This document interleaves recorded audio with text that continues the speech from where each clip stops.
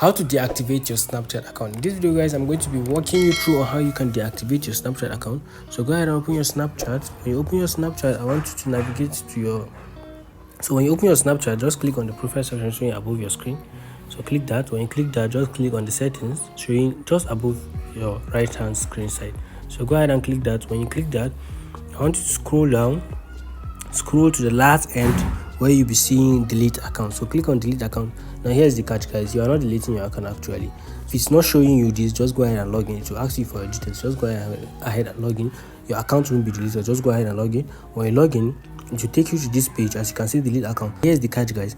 If you put in your password and your username here, your account will be temporarily deactivated for just 30 days. So your account will be there, but it's going to be deactivated.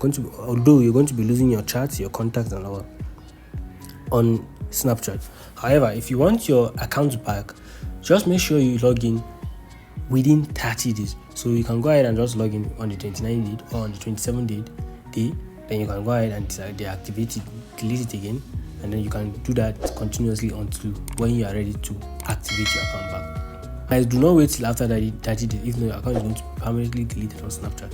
So I hope this video is helpful. Don't forget to click the like